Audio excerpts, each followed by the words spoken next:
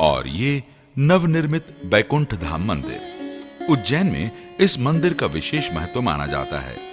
वैसे तो ये मंदिर शिल्प की दृष्टि से पूर्णतः आधुनिक स्थापत्य पर ही आधारित है, परंतु इसके स्तंभों व दीवारों पर बने भित्ति चित्रों की सुंदरता देखते ही बनती है। मंदिर में प्रतिष्ठित देवताओं की मूर्तियां सफेद संगमरमर के पत्थर से बनी ओजपूर्ण, सुंदर, दिव्य तथा प्रतिभाशाली सुंदर प्रतिमाएं हैं, जिन्हें श्रद्धालु निहारते ही मुग्ध हो उठते हैं।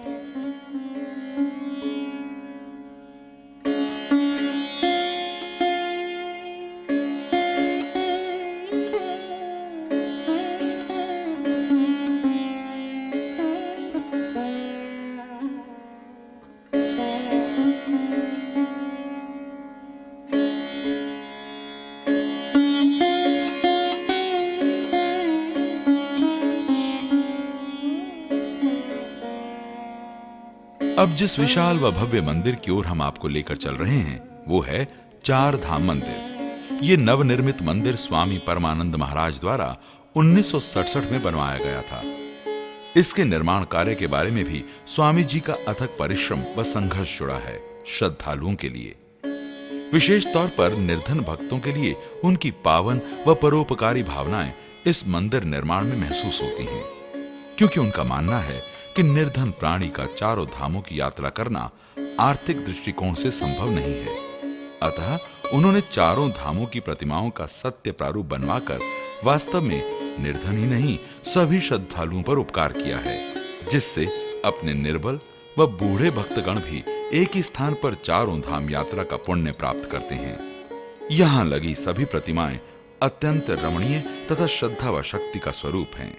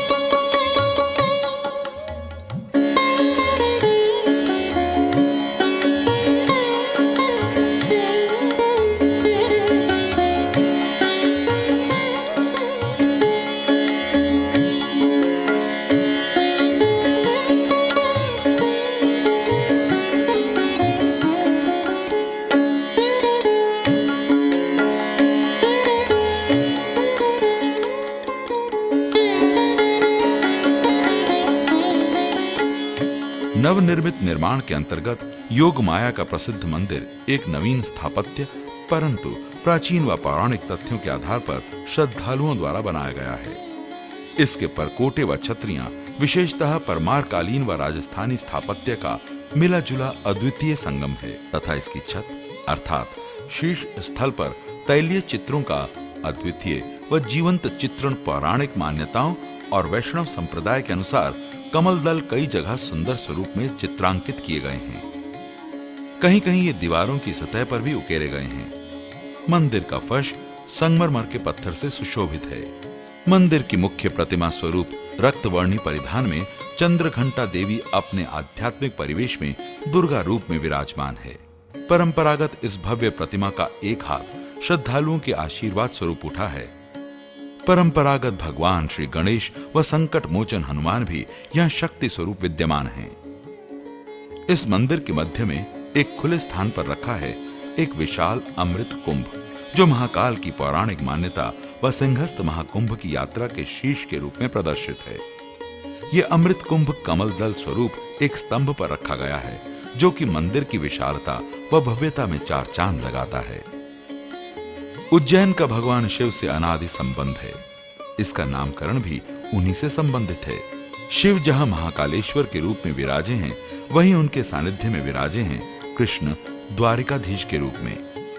यह आसमान से बातें करता रक्तवर्णी ध्वज द्वारिकाधीश मंदिर का ही है, जो उज्जैन में गोपाल मंदिर के नाम से जाना जाता है। इस मंदिर का निर्माण महाराजा दौलतराव शिंदे की महारानी स्वर्गीय बाज्याबाई शिंदे ने करवाया था।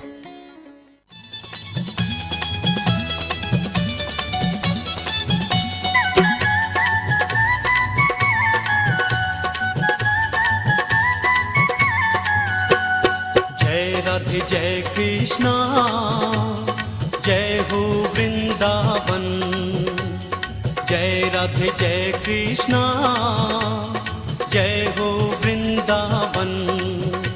हे श्री गोविंद गोपाला मदन मोहन। श्री गोविंद गोपाला मदन मोहन, मदन मोहन। जय राधे जय कृष्णा। मंदिर में भगवान गोपाल कृष्ण राधिका जी की आकर्षक प्रतिमाएं हैं। इस मंदिर का मुख्य द्वार पन्ने के बहुमूल्य पत्थरों का बना है। मालवा के लोग भावनात्मक स्तर पर इस मंदिर से इतने निकट हैं कि यहाँ श्री कृष्ण के सम्मुख नतमस्तक हो उन्हें आराम से बैठकर निहारते हैं। यही इस विशाल मंदिर की प्रमुखता है कि कोई भी श्रद्धालु यहाँ जल्दबाजी का शिकार नहीं है, बल्कि शांत होकर भगवान श्री कृष्ण के दर्शन में अपने को धन्य महसूस करते हैं। बच्चे, बूढ़े, वयस्क सभी प्रभु की कृपा पाने के लिए भाव विभोर हो दर्शन करते हैं।